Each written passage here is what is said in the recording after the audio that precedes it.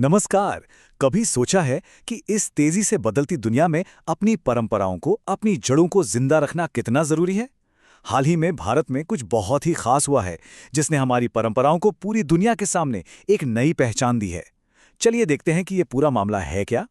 तो हुआ ये कि पहली बार हमारे दिल्ली के लाल किले में यूनेस्को की एक बहुत ही जानी-मानी इंटर गवर्नमेंटल कमेटी की मेजबानी हुई।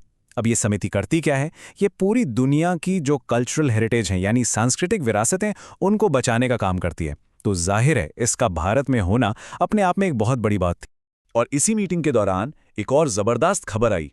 हम सबका पसंदीदा त्योहार दिवाली, उसे एक ग्लोबल रिकग्निशन मिला है। जी हाँ, दिवाली को अब ऑफिशियली दुनिया की एक बेहद अहम कल्चरल हेरिटेज मान लिया गया है। ये कल्चरल डिप्लोमेसी के लिहाज से भारत के लिए एक बहुत बड़ी जीत है। तो इस सम्मान के साथ ही दिवाली बन गई है भारत की 16वीं ऐसी विरासत, जिसे यूनेस्को की representative list of the intangible cultural heritage of humanity में जगह मिली है। 16वीं, ये सच में एक बहुत बड़ा अचीवमेंट है। तो सवाल ये है कि ये जो हम शब्द सुन रहे हैं, अमूर्त सांस्कृतिक विरासत या लिविंग हेरिटेज, इसका मतलब क्या है और इस लिस्ट में शामिल होने से होता क्या है? चलिए इसी को समझते हैं।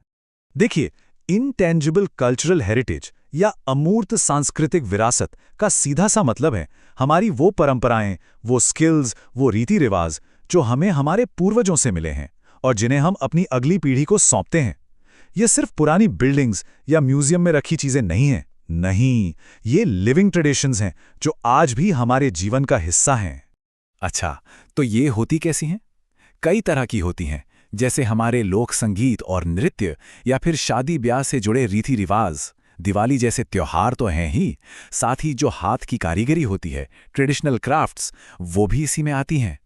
और तो और जो प्रकृति से जुड़ा सदियों पुराना ज्ञान है ना, वो भी इसी विरासत का हिस्सा है।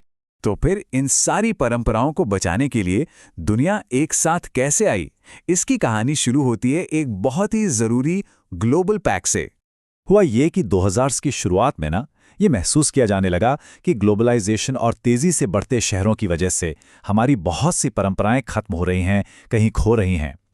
इसी खतरे को भांपते हुए 17 अक्टूबर 2003 को यूनेस्को ने पेरिस में एक कन्वेंशन अपनाया, एक तरह का अंतर्राष्ट्रीय समझौता।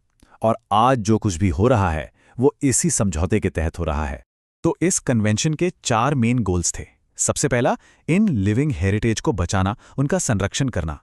दूसरा, जिन कम्युनिटीज की ये हेरिटेज हैं, उनकी और उनकी विरासत की इज्जत सुनिश्चित करना। तीसरा, लोकल से लेके इंटरनेशनल लेवल तक इनके बारे में अवेयरनेस फैलाना। और चौथा और आखिरी, इस काम में इंटरनेशनल कोऑपरेशन यानी आपसी सहयोग को बढ़ावा देना। चलिए अब वापस भारत पर फोकस करते हैं और ये देखते हैं कि हेरिटेज को बचाने की इस ग्लोबल एफर्ट में भारत का रोल क्या है। ये कहानी सिर्फ इमारतों की नहीं है, बल्कि उन मोमेंट्स की है, उन जीवंत पलों की है जो हमारी कल्चर को बनाते हैं। विरासत को समझने के लिए इसे 2 हिस्सों में बांट सकते हैं।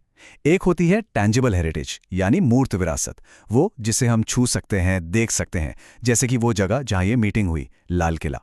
और दूसरी होती है इनटैंजिबल हेरिटेज, अमूर्त विरासत, जिसे हम प्रैक्टिस करते हैं, जीते हैं, जैसे कि दिवाली का त्योहार। तो सोचिए ये कितना खूबसूरत कॉम्बिनेशन था। लाल किले जैसी टैंजिबल हेरिटेज के अंदर दिवाली जैसी इनटैंजिबल हेरिटेज को सेलिब्रेट किया जा रहा था।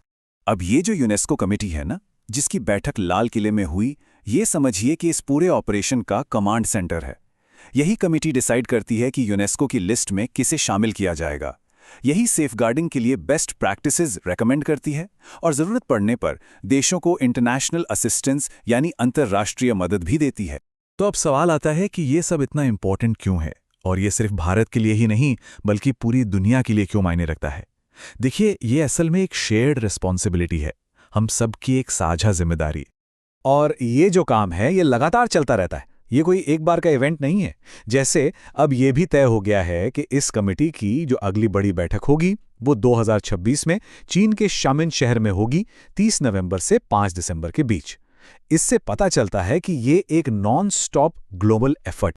आखिर में एक बात समझना बहुत जरूरी है, जैसा कि कहा जाता है, ये मौखिक परंपराएं, प्रदर्शन कलाएं, अनुष्ठान, सामाजिक प्रथाएं और पारंपरिक ज्ञान प्रणालियां, ये सब सांस्कृतिक पहचान की रीढ़ हैं। ये सिर्फ कुछ रस्में नहीं हैं, ये हमें हमारी जड़ों से जोड़ती हैं। ये बताती हैं कि हम कौन हैं। तो चलिए, इस बातचीत के आखिर में एक सवाल पर सोचते हैं कि हमारे अपने आसपास, हमारे समाज में ऐसी कौन सी लिविंग ट्रेडिशंस हैं जिन्हें आने वाली पीढ़ियों के लिए बचाकर रखना हम सबकी जिम्मेदारी है।